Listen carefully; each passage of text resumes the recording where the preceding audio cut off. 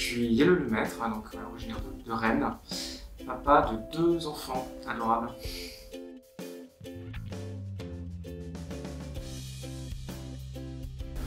Alors ce livre, il est d'abord parti du besoin d'une part de franchir une étape du deuil, puis ensuite de laisser quelque chose pour les enfants, de l'histoire de leurs parents finalement, un moment pas facile, mais qui a été finalement fondateur en termes d'espérance et d'amour. Et puis, par le hasard des lectures de quelques amis, on m'a suggéré d'aller un peu plus loin et de le partager plus largement, en me disant que ça pourrait peut-être être utile pour des personnes dans ma situation qui souffrent de séparation, de solitude ou de perte d'un conjoint éventuellement. Et donc voilà, l'histoire est née comme ça.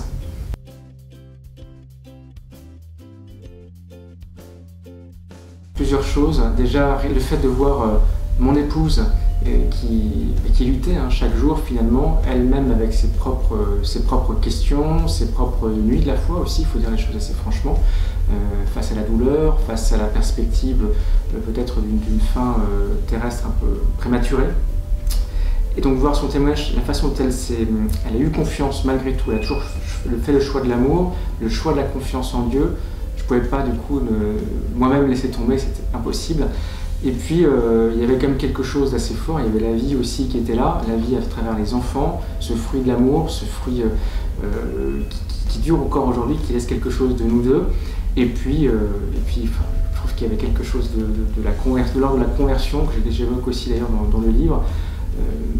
Quand on est face à la souffrance injuste, on a vraiment le choix de tout abandonner, le choix de se laisser aller, de laisser peut-être le malin du coup l'emporter, ou on a le choix de la confiance, celui de l'espérance, de se dire que finalement ce qui se passe ici n'est pas toujours compréhensible, mais qu'il y a forcément un sens qui nous attend à tout ça. Ce sens, il faut être patient. Ce sens, c'est l'espérance, c'est la vie avec un grand V, celle qui nous attend. Et donc elle se décide déjà un petit peu dans la façon de vivre cette vie terrestre aujourd'hui.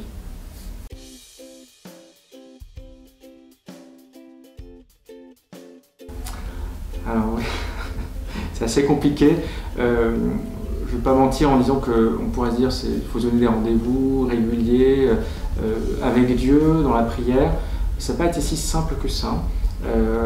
Parce que d'une part, le quotidien devient assez imprévisible quand on a un conjoint qui vit cette épreuve avec les aléas du quotidien, logistiques, médicaux, etc.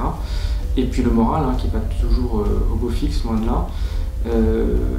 Donc c'est plutôt au besoin. Il y a des moments clés dans la journée. Moi je sais que par exemple le moment clé c'était quand j'étais avec mes enfants. Il était impossible de les coucher sans une prière, notamment la prière à Léontine d'Olivelle que j'évoque dans le livre, qui donc procède en béatification à débuter.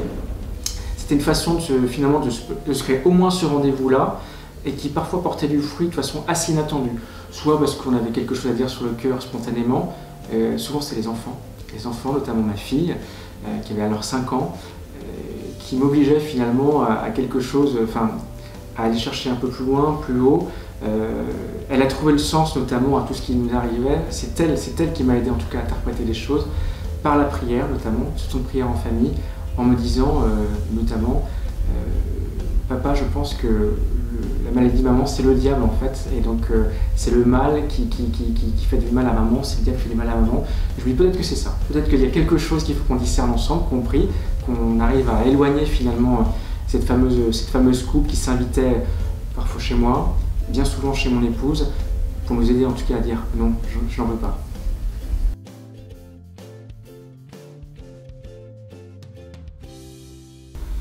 La vision de l'espérance. Compliqué comme question. Elle est à la fois simple, je trouve, et peut-être un peu plus compliquée, mais surtout simple. L'espérance, c'est se dire que il y a la vie, cette fameuse vie avec un grand V que j'évoquais juste avant, qui nous attend, qu'on est là, qu'on vit un passage sur cette vie terrestre, pleine de belles choses, pleine d'amour en tout cas à vivre, amour pour Dieu d'abord, amour pour les uns pour les autres, et puis cet amour particulier, cet amour conjugal qui a été pour moi, je pense, la plus belle des expériences que j'ai pu vivre depuis ma jeune vie encore, malgré tout, l'amour conjugal, qui a été aussi le roc, les points d'appui pendant tout ce chemin de croix vécu par Myriam, mais aussi vécu à deux en couple.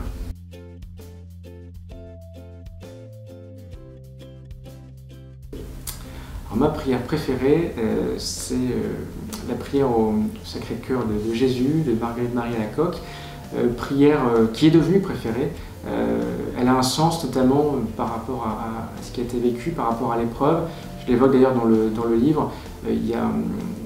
Myriam était rentrée en octobre d'un rassemblement scout à Paray-le-Monial, où il y a eu tout un enseignement assez important sur le Sacré-Cœur de Jésus, notamment à partir de cette prière. Elle en est revenue complètement transformée, heureuse en tout cas, et ça nous a guidés notamment dans la maladie, ça nous a guidés même après.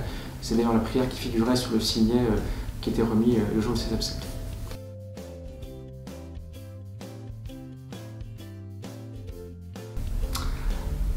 Alors, c'est un petit peu ce que je retiendrai de tout ça, et un peu la conclusion aussi d'ailleurs du livre. Il faut vivre pour aimer et aimer pour vivre. Ça, c'est très important, et ça passe partout, hein, par l'amitié, par l'amour, et puis bien sûr l'amour de Dieu d'abord et avant tout.